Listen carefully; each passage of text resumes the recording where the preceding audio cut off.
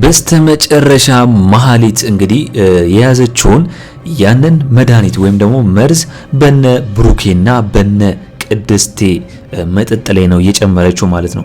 እንግዲህ ብሩኬና ቅድስቴ እየተጋቡ ሰርጋቸው ድምቅ ብሎ እንደነበረ ይታወቃል።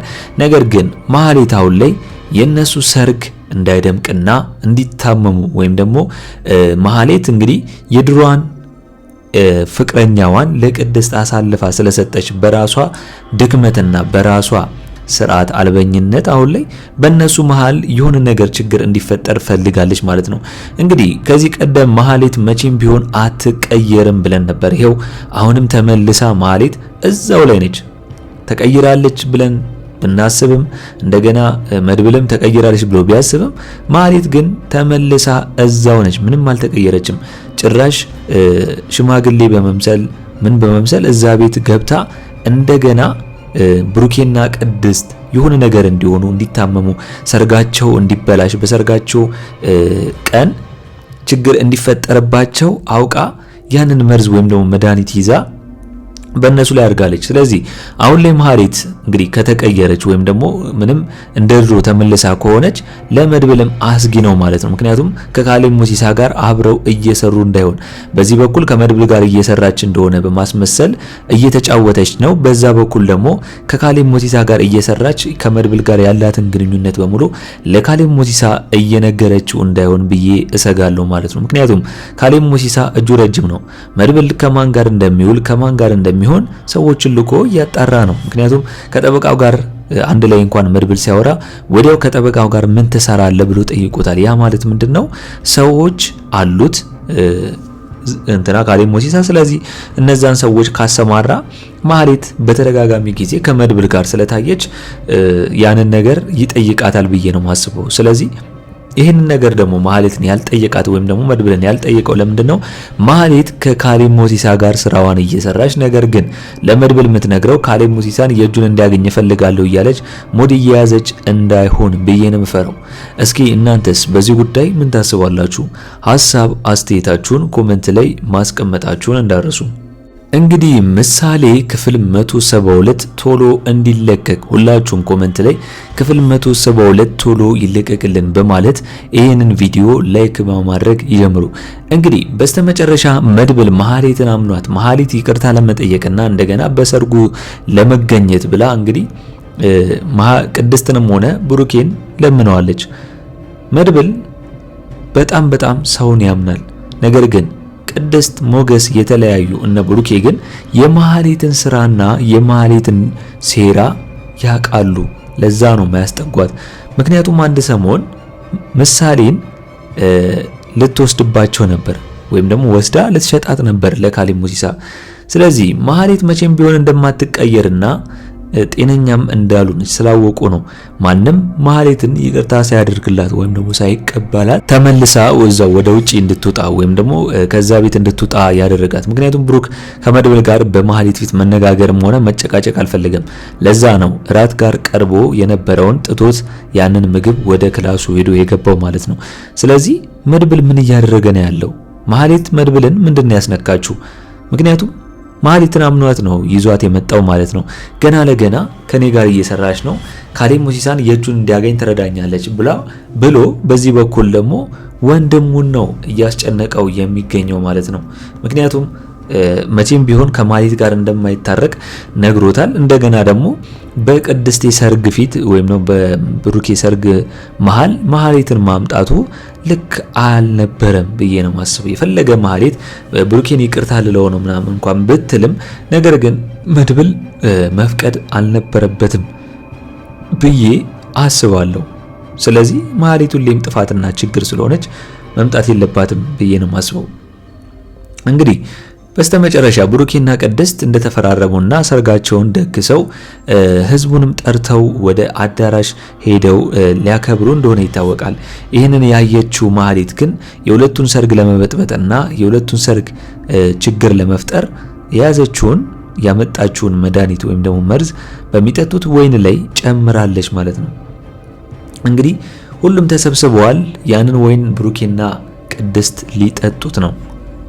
ነገር ግን እንዳይጠጡት ማን ሊከላክላቸው ይችላል?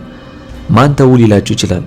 ምክንያቱም ያንን ነገር ከጠጡት ማህሌት የቀረችላቸውና ያሰበችላቸውን ችግር ውስጥ ነው የሚገቡት፣ ወጥመድ ውስጥ ነው የከተተቻቸው ማለት ነው። ስለዚህ ቤቱ አንደኛ ዝም ብሎ በሩ ክፍት መሆን የለበትም፣ ጠባቂ ያስፈልገዋል።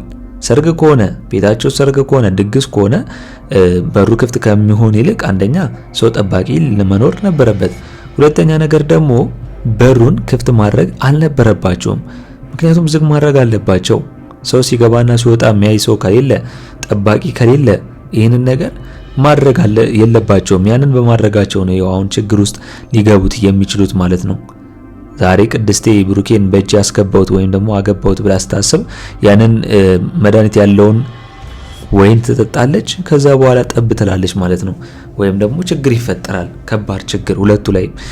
በኋላ ይህንን ነገር ሲጠጣውና ችግር ቢፈጠር ማን ላይ ነው ሊላከክ የሚችለው? ምክንያቱም ማህሌትን እንድትወጣ ነግሯት ወጣለች። ተመልሳ መጣ ነው ወንድ መስላ የሰራችላቸው።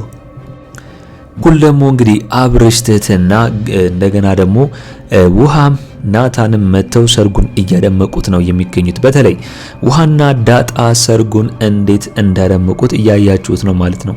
ጭራሽ ዳጣ ሰርጉ ገና እየተደገሰ ወይም ደግሞ ዝግጅት ላይ ሆነው ገብታ ሙዚ ሆና ምግቧን ስበላ ያያችኋት ነው። የምግብ ነገር መቼም ቢሆን ዳጣ አይሆንላትም እንጂ ካለ መራብ ይሆናል ይህን ነገር እያደረገች የምትገኘው። ስለዚህ አሁን ላይ እንግዲህ ችግሩ ማህሌትን መድብል አምኖ እዛ ቤት ማስገባቱና ማምጣቱ ማህሌት ጥናት አድርጋ በምን በኩል መሄድ እንዳለባት እያሰበች ነው የምትገኘው። ለዛም ነው ብሩኬና ቅድስቴን ለመጉዳት እያሰበች ያለችው።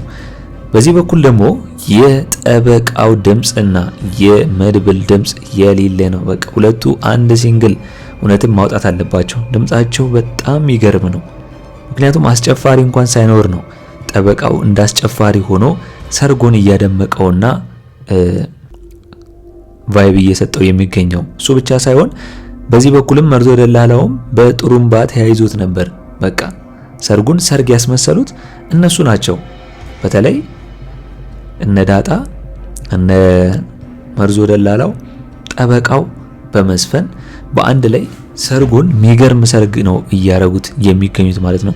ቀጣይ የማን ነው የሚጠበቀው? የመድብልና የኤደን ሰርግ ነው። ምክንያቱም ኤደን አሁን ላይ በቅድስቴ በጣም ደስ ብሏታልም ቀንታለች። ምክንያቱም የኔስ ባል መቼ ይሆን የሚመጣው እያለች ነው የምታስበው ማለት ነው። ስለዚህ አብርሽና ትህትና ደግሞ አንድ ላይ የሚሆኑ ከሆነ ግዴታ መድብል ከኤደን ጋር ቢጤውን ፈልጎ አንድ ላይ ቢሆኑ ያምርባቸዋል ብዬ ነው ማሰበው። እስኪ እናንተስ በዚህ ጉዳይ ምን ተሰማችሁ?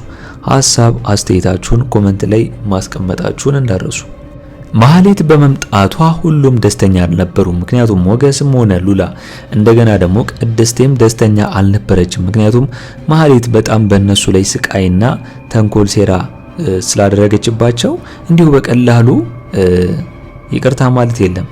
ራሷ ማህሌት መማር አለባት። እነሱ ሳይጠሯት ራሷን ማስተካከልና ራሷን በንጹህ ቦታ ማስቀመጥ አለባት እንጂ ገና ለገና ተቀይር ያለውና ገፉኝ እያለች ምንም የማይመስል ምክንያት እያቀረበች አሁን የመቀየሯ ምክንያት እነሱ ስላገለሉኝ ነው ልትል አትችልም።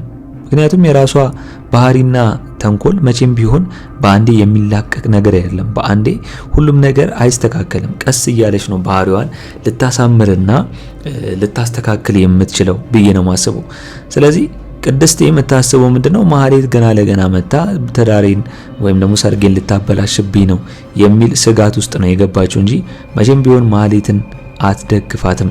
ምክንያቱም የማህሌት ስራ በጣም ከባድና ችግር ውስጥ የሚከት ስለሆነ በዛ መልኩ ነው ቅድስቴ የተረዳች የምትገኘው ወይም ደግሞ የተረዳችው ማለት ነው። ስለዚህ ምንም ቢሆን እንግዲህ ማህሌት እዛ ሰርግ ለመገኘት ብትፈልግም ማንም ስላልፈቀደላት እዛው ተመልሳ እንድትሄድ ነው የተደረገችው። መድብልም ባደረገው ነገር ተጸጽቶ የነብሩክ የሚያስከፋና እነሉላን የሚያስከፋና ቅድስት የሚያስከፋ ከሆነ ይቅርታ ብሏል ማለት ነው። ነገር ግን በስተመጨረሻ ማህሌት ተመልሳ እየተበቀለቻቸውን የምትገኘው እስቲ እናንተ በቀጣይ ብሩኬና ቅድስት በስነ ስርዓት ሰርጋቸውን ያከብራሉ ወይስ ያንን ወይን ጠጥተው ችግር ውስጥ ሊወርቁ ይችላሉ ብላችሁ ታስባላችሁ?